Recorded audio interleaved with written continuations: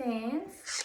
I'm obviously not professional when it comes to acro and stuff. I'll just kind of go through how I did it, so it's just a little disclaimer. There's a bunch of different ways to position your hands. I've done it a lot where I interlock the fingers and I put them on my head. That works well for me. A lot of people find it makes their neck sore. So I'm going to do it where we kind of put our hands on the floor and put our heads in between. I think one of the main things with me learning how to do it was I kind of got taught to kick up into it, but that didn't work well for me because if I kicked too hard, I would topple over, and if you didn't kick hard enough, I wouldn't get into it anyway. So my easiest way is to set my body up when I'm on the floor before I even get into it. That doesn't make sense right now, but it will in a second. So first thing I'm going to do is I'm going to kind of interlock my hands, put them on the floor with enough room to put my head on the floor as well. I'm going to try and keep my neck as neutral as possible so it doesn't hurt. A lot of people do find that their neck arches a little bit, which is normal, but obviously if it's hurting, you want to try and keep it as neutral as possible. So I'm going to put my forehead on the floor.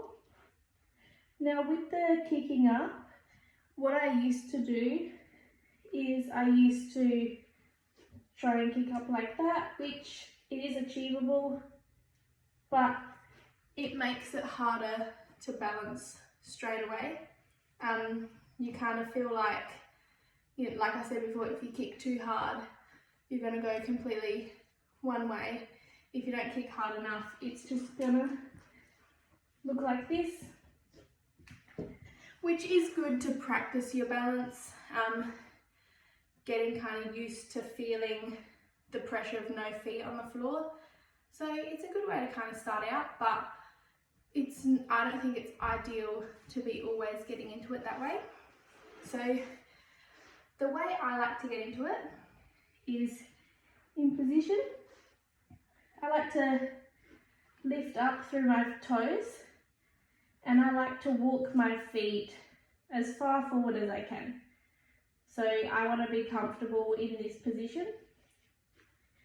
The reason I do that is because we've gone from having our body on an angle and we're walking it up to make it that little bit straighter, which when we're upside down, we want it to be straight. So the closer you can get to making it straight, the easier it's going to be to get into it, if that makes sense.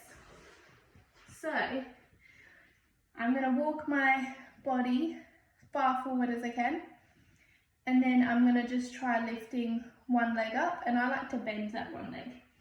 So walking it in, and then I'm going to bend one leg. So from here, this foot that's on the floor, I can feel it starting to lift up a little bit, which is perfect because we want to both feet off the floor.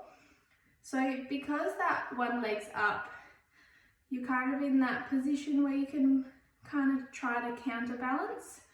So from there, so I've walked my feet in, bent that one leg up, and this foot can start to come up. So you might find that here is as far as you can get, and then you have to come back down. And that's okay because you're still in the headstand, you're still upside down. And you can get a grip of finding that sweet spot where your balance is, figuring out how you need to breathe, because obviously when you're upside down, the first time you lift it up, you kind of go, ah, and you might come back down. So getting a grasp of where your center of balance is going to help you for the next step. So back down, walking up, bending that leg, lifting that foot off, and then I'm just going to try and bend that leg in as well.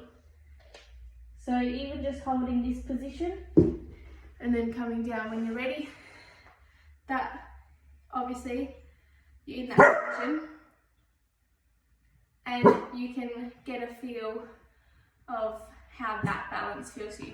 Because obviously it's a little bit scarier not having your feet anywhere near the floor than when we had that one leg bent, one leg on the floor.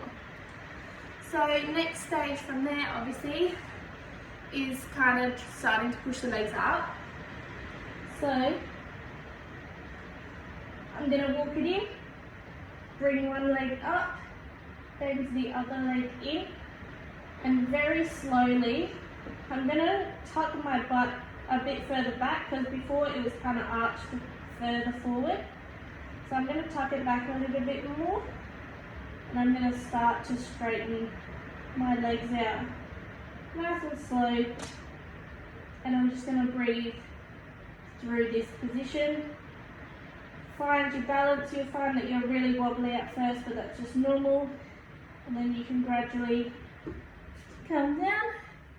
It doesn't matter if you can only hold it for literally a second, because the more you practice it, the better you're going to get. If it's really nerve-wracking, it might be helpful to do it against a wall, or like I've got a couch here. I've seen people do it next to a couch, so if they do fall, they fall onto the couch, or even putting a pillow on your head so it's not as intense on your head. I might do it this way so you can see my legs in a different angle. So head down, walking it out, bending that leg in, finding the balance. Keep breathing, slowly lifting up. And then from here you can play with shapes. So you can do like a straddle. But try and hold the shape for a while, because you want to find your balance in that shape. You can do a stag.